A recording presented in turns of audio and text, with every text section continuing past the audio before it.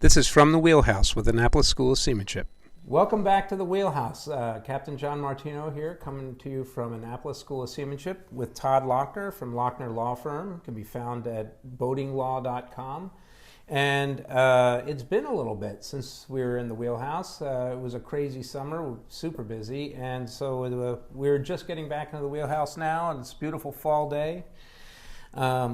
And we just had a solar, what was it, a mass ejection, a coronal mass ejection. That was, northern lights were visible. All the way this far south. Pretty amazing. Yeah, 2 days. And so we're starting today with a 3-episode series focused around liabilities around doing captain work. So we're going to put it into 3 episodes. The first episode about deliveries. What do you have to know about doing delivery work as a professional captain? We're going to talk about charters in the next episode, and then we're going to talk about doing training, onboard training. And I think, Todd, that a lot of captains are going to be surprised at some of the liabilities that they're exposed to if they don't properly protect themselves. Oh, indeed. And every time I've given any sort of speech similar to this topic, the response has been, "Oh my God, can't believe that I have been doing this wrong for so long," or, "Oh my God, I've had the same problem and I had to pay a bunch of money." Yeah. Well, the old saying, it's better to be lucky than good. And the other one is an ounce of prevention is worth more than the pound of cure. Yeah, for sure. I personally know of several captains I'm sure you know of many more, who've lost a lot. One guy lost his house and he was doing training work. And so let's dig in on the delivery stuff. When you and I were just talking before going live here, it was obvious. The first thing is the contract. You need to have a contract. You cannot do delivery work without one. But let's talk about some of the components of that. Sure. What are the things that we have to be thinking of with that contract? As much as it's absolutely obvious that it's the contract, you would be surprised. When I first started doing this work, we were at a spot where captains and owners would spit on their hand and shake it, and that was the deal. And it was just amazing to me that was the vast majority of what was going on. Over the course of time, dating myself here, but 20 plus years of, almost 25 I guess, 26 of doing this, we now have the opposite scenario where everybody fully understands that you need the contract. However, I have had the file defending captains with absolutely no contract as recent as 2 or 3 years ago, which is kind of mind-blowing, but underscores the first point. You must have a contract. Well, this is crazy to me. I mean, it's crazy to me because, like, the values of the boats, it was one thing if you're delivering a $20,000 sailboat, 25 years ago. People still didn't appreciate the liabilities, but now when you're delivering $1.5 million trawler or something, something even more or bigger. Not having a contract, that could be it for you. It has been it for several persons, and that's what we try to help them avoid. This is, again, the ounce of prevention, pound of cure scenario. I would much rather to take $1,000 rather than $100,000. Defending something. So easier to pay for the $1,000 of protection as opposed to the $100,000 defending. Your question that I want to circle back to is what needs to be in that contract. And there are several things that are super important. I mean, we could spend 3 episodes alone getting into the minutia, but the big overarching issue is you need to make sure that you and the company that's actually signing the contract, because the captain themselves probably are not going to be the one, it's going to be a corporate entity that they start, are added as additional assureds on the owner's insurance policy. That's huge item number 1, and we can get more depth about that. Second huge item is the captain does not want to be the Jones Act employer of any crew who are needed for that delivery. That is horrific scenario. Jones Act provides for the ability for anyone who is injured, who is contributing to the mission of the vessel, and therefore a Jones Act seaman, it's a longer definition, but that's the short version, to sue their employer. if they're injured and you do not want to be the captain who is their employer. So we set, typically when we're doing this advising, we set that up so it's not the captain who is ever the employer. Those are probably the two single largest things to take away. There are a myriad of details, of course. So, I mean, we've coached people who've come to school here they say, hey, I got my captain's license from you, and we're always couching that, saying, look, we're not attorneys. You need to talk to an attorney for legal advice, but at the very least, make sure that you are on the insurance policy for the boat. I mean, that's essential. And some insurance companies wouldn't do it for a while, and we've had to walk away from deliveries over that topic. They're like, well, it's the captain should carry his own insurance, and that's just not practical. How can an insurance company write insurance for a captain on any type of vessel? How do they limit their liability if there aren't parameters around? So several years ago, I am also on the MOPS, the Marine Operators Protection Service attorney list. So that insurance is for licensed defense when the Coast Guard comes after you. Many years ago, we actually had London Market add on an option for this kind of cover. The problem was that it was so expensive because of the risks you're describing that it was impractical for most captains. Now, in more recent times, there's another market option, but a lot of captains are also saying it's pretty expensive. We're several $1,000s per year, usually under 5,000, but still more than 1,000 depending upon the captain. So that range often means that people aren't willing to go get the insurance, but more importantly, if the owner has to spend $70 to add an additional assured, the LLC or other entity that's actually entering into the contract and the individual captain, that's a cheaper way to go, and it actually gives the protection, because what we're trying to accomplish here is a scenario where two adjusters from the same insurance company stand up, talk across the cubicle, and say, wait a minute, we can't sue the captain because we are covering the captain. Right. That's always what I tell them. Like, make sure if you're on that policy, they can't come after you because they're insuring you. Well, having said that, it's interesting you should mention that. We've had at least 3 or 4 cases where the captain is actually covered under the insurance policy, and the carrier goes after the captain, not realizing that they ultimately have to pay our bill for defending against the file when they finally figure out that they had to cover him in the first place.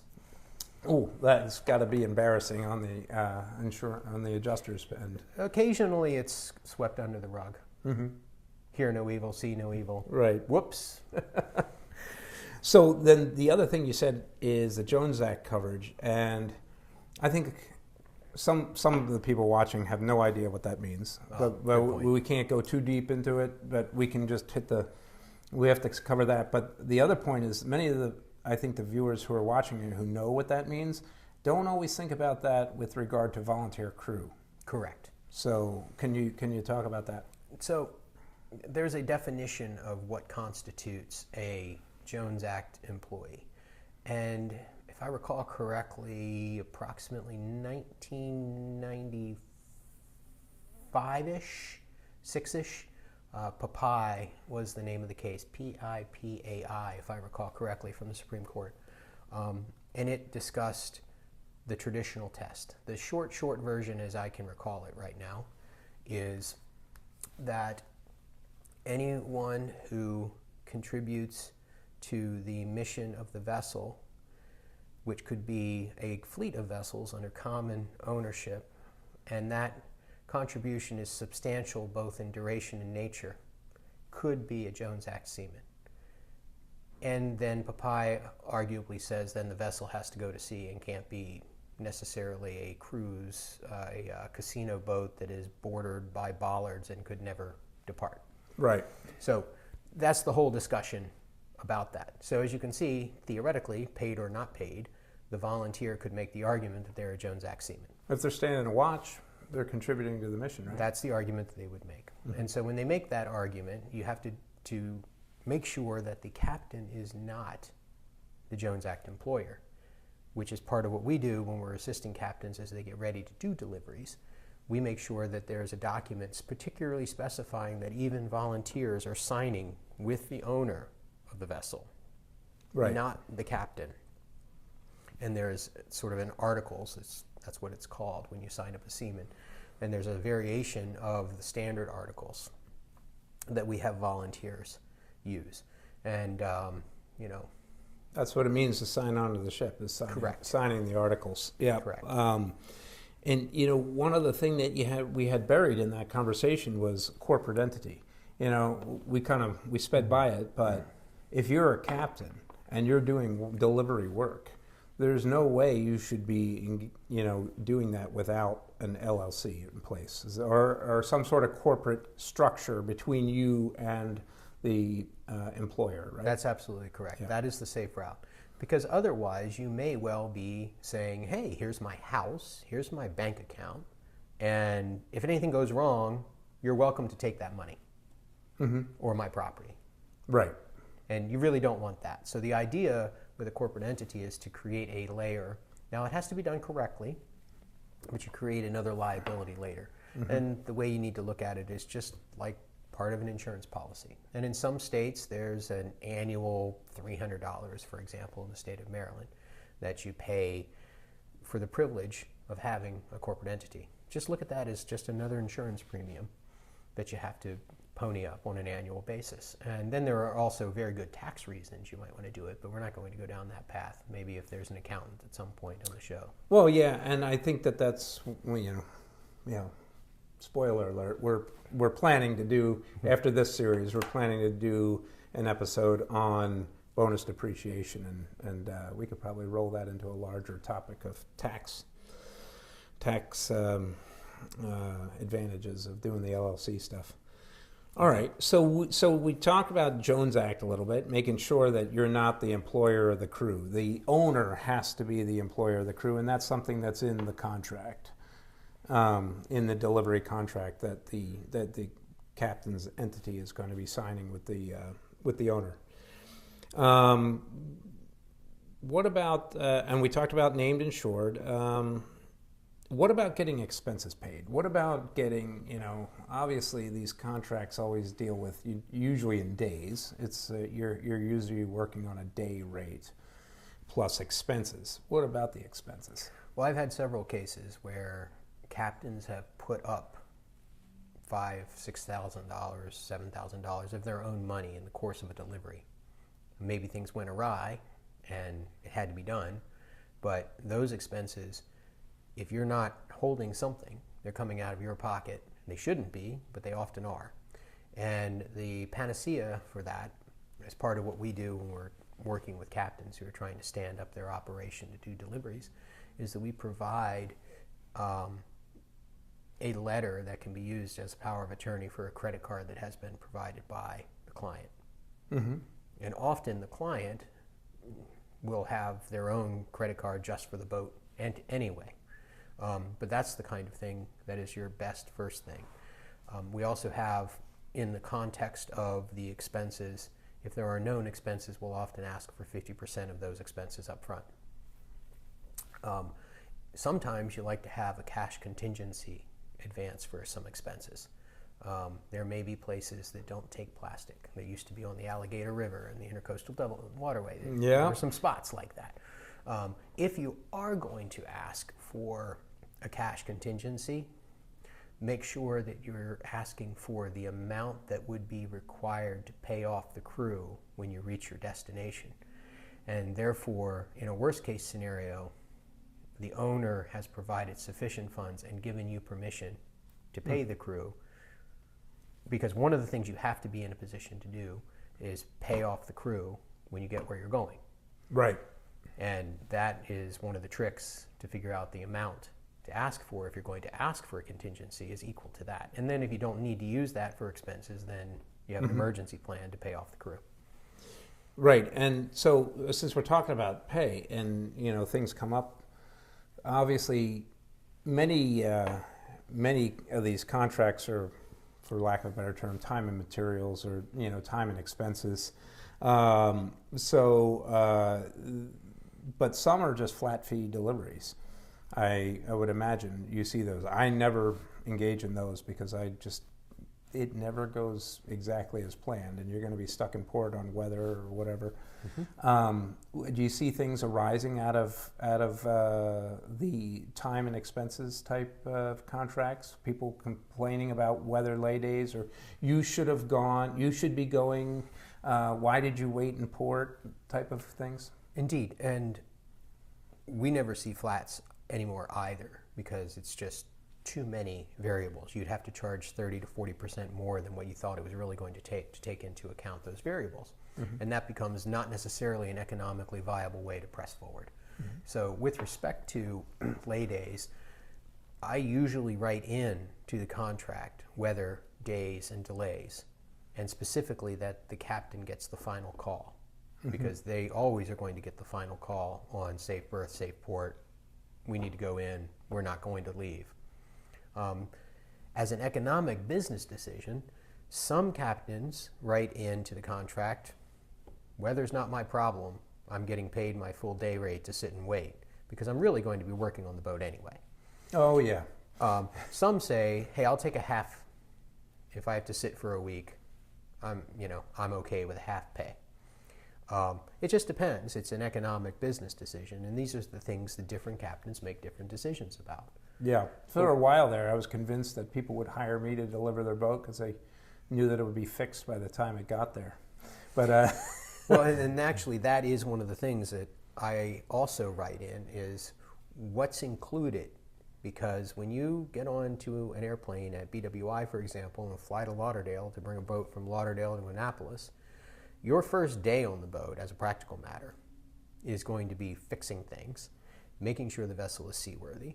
And, for example, I won't go to do a delivery unless I know that there is a wooden plug attached to every seacock. it's a good idea. And so one of the things, when I've been in that position, there's always a West Marine run to buy some wooden plugs and some string to make sure that those sorts of things are done. And Don't that's forget just the mallet. Well, true. What do I do now? I don't have a mallet, right? But anyway, you see the point. There are a myriad of these sorts of things. And one of the things that comes up very frequently for an offshore delivery is the actual existence of appropriate rescue gear and appropriate ditch bags and all of those things. And so I will write in that for a delivery which requires, offshore 3 nautical miles or greater, that the captain has the ability on the client's account to purchase what needs to be purchased. Wow. All right. So that saves calls from the port of departure. So Indeed. what about so I've been in this situation. What about rejection, captain? For purposes of the vessel's unseaworthy, you have provisions for that you put in as well, because I've been in that sticky situation. I'd be like, usually I didn't have a clause for that. I haven't done deliveries in a long time, but I didn't have a clause for that, and so I found myself in a position of talking to the owner on the phone, and be like, this boat can't go anywhere. I in fact do have a clause just for that very purpose, and it requires that the vessel must be seaworthy, and that the captain can, but is not required, to make such purposes as I suggested earlier. But it's important to make sure that the captain doesn't become the one who's required to make the vessel seaworthy. But if it's not seaworthy, then that's an ability for rejection at any point by the captain. And you still get your travel expenses. Remember, you've got 50% up front anyway already of perhaps the entire fee. Again, this is something that people make different business decisions about. Some just get expenses, some get half expenses, some get half the fee plus expenses, some get a credit card and cash, some get just a card, some get just cash. It's a decision, these are business decisions that we make with each captain as they're working through what they want their business to look like. Now, we've done it a million times, I exaggerate slightly, but at least 100 or more. So it's only a slight exaggeration, and every captain's a little different, but typically we will send and say, here is what a majority of the captains have wanted but these are the sections that we need to discuss because you need to make your own business decisions. Right. And so at least you're giving them a parameter for that. I find myself in more in the therapy position where the captain did something and they're calling us later to tell me about this nightmare scenario. So let's bring this one. I mean, we covered most of what we wanted to cover for this, but let's end it on give me a horror story. Tell me, come on, give us one where it went really horrible. Obviously, change the names to protect the guilty. Well, you mentioned therapy. In my old office, I actually had a couch in the office, and it was like a therapist couch. And I had a captain who was just bawling after learning that he had approximately $500,000 of liability. And walking in, it's, hey, wait a minute, I have a great contract. Okay, you've got a contract, that's good. Problem is that what he did is one of his buddies had given him our contract, and he had 2 or 3 other contracts, and he did this cut and paste job to create a contract of his own, and he ended up just creating a quagmire for himself that made no sense and was contradictory in all directions. And unfortunately, great, you have a contract, but you didn't use, and I'm reading through it going, that clause looks familiar, but this part doesn't, and this doesn't make sense. Well, and the answer is part of it was mine, part of it wasn't. Trying to save $1, literally saving $1,000, maybe 2, he cost himself $500,000. And so that'll lead you to cry on a couch. That would make me cry. Right. Yeah. So the point is, so don't do your own don't do your own legal work, and don't do your own surgeries, right? Right. Yeah. And neither one usually ends well. Yeah. So, all right. Well, this is exciting. I can't wait till we get to the charter one and unpack all that. So thanks for joining us, and we'll see you next time.